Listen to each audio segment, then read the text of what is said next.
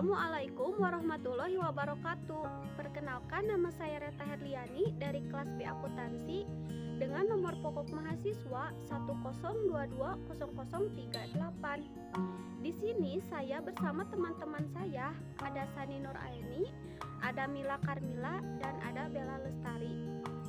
Kami sekelompok akan mempresentasikan atau menjelaskan tentang time value of money atau nilai waktu dari uang. Dan ini merupakan salah satu tugas evaluasi tengah semester pada mata kuliah manajemen keuangan. Nilai waktu dari uang. Nilai waktu dari uang adalah suatu kerangka dasar pemikiran terhadap suatu keputusan atau kebijakan dalam keuangan modern. Dengan arti sederhana, dapat dikatakan bahwa uang memiliki nilai waktu. Konsep nilai waktu dari uang. Konsep nilai waktu dari uang berhubungan dengan tingkat bunga yang digunakan dalam perhitungan aliran kas. Nilai waktu uang sendiri terbagi menjadi dua, yaitu ada present value, nilai waktu uang yang saat ini, dan future value, nilai waktu uang yang akan datang. Future value adalah nilai waktu yang akan datang. Contohnya yaitu uang Rp1.000 pada saat ini akan berbeda dengan uang Rp1.000 dengan 5 tahun yang akan datang. Rumus dari nilai waktu uang yang akan datang atau future value adalah FV sama dengan PO 1 ditambah R pangkat N. Ada beberapa parameter yang ada dalam fungsi future value, yaitu rate, tingkat bunga pada periode tertentu, bisa per bulan ataupun per tahun, and per, jumlah angsuran yang dilakukan, present value atau PP, nilai saat ini yang akan dihitung nilai akan datangnya, type, jika bernilai 1, pembayaran dilakukan di awal periode. Jika bernilai 0, pembayaran dilakukan di akhir periode. Assalamualaikum warahmatullahi wabarakatuh. Perkenalkan, nama saya Sani Nur Aini dengan NPM 102200066 dari kelas B Akuntansi. Di sini saya akan menjelaskan materi lanjutan yang Teteh sebelumnya jelaskan juga. Di sini saya akan menjelaskan materi tentang present value, yaitu present value sendiri merupakan nilai sekarang dari pembayaran masa yang akan datang. Yang dilakukan adalah dengan pemajemukan yang terbaik. Juga present value merupakan kebalikan dari compound value atau nilai majemuk, yaitu besarnya jumlah uang pada permulaan periode atas dasar tingkat bunga tertentu dari jumlah uang yang akan diterima di masa yang akan datang. Tingkat diskon atau discount rate adalah tingkat pengambilan atas suatu investasi yang beresiko sama yang didiskonkan. Rumus yang digunakan untuk present value yaitu PV sama dengan KN per 1 ditambah R pangkat N. Annuity adalah suatu rangkaian pembayaran uang dengan jumlah yang sama yang terjadi dalam periode tertentu. Rumus yang digunakan yaitu FV sama dengan KO kurung buka 1 ditambah R kurung tutup pangkat N. Bunga sederhana adalah bunga yang hanya dibayarkan pada pinjaman, tabungan, atau investasi pokoknya saja. Rumus yang digunakan FVN sama dengan PO kurung buka 1 ditambah I dikali N kurung tutup. Assalamualaikum warahmatullahi wabarakatuh. Perkenalkan, nama saya Mila Karmila, mahasiswa dari STIS TMB Bandung Business School dengan NPM 102200100 program studi akuntansi. Sebelumnya di sini saya akan menjelaskan atau meneruskan presentasi yang telah disampaikan oleh teman saya. Konsep terakhir dari metode time value of money yaitu bunga majemuk.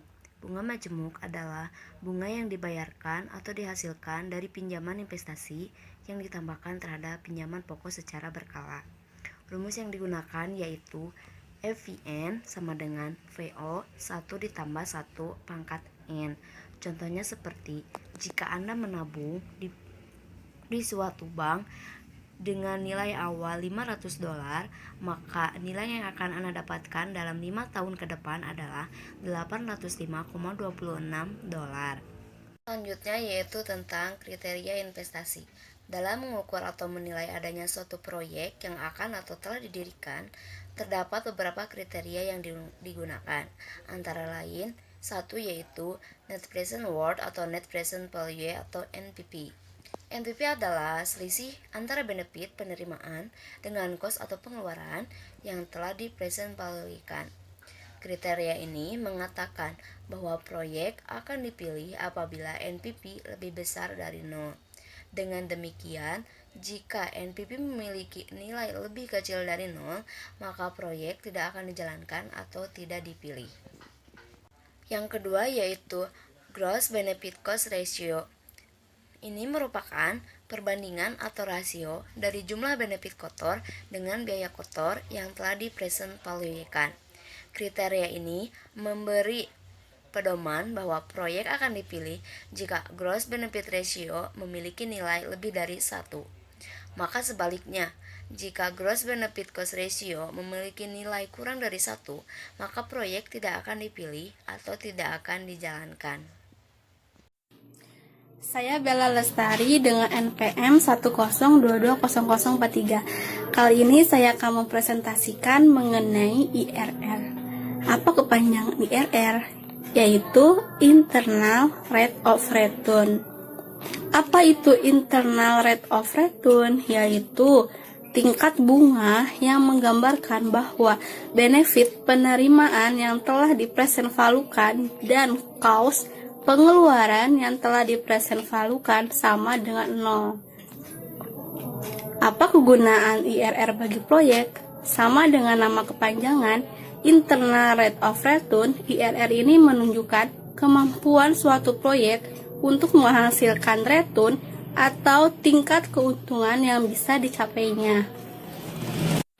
Adapun kriteria investasi IRR, yaitu jika IRR lebih besar dari tingkat bunga bank, maka proyek itu dapat dijalankan. Namun sebaliknya, jika IRR lebih kecil dari tingkat bunga bank, maka proyek tidak bisa dijalankan.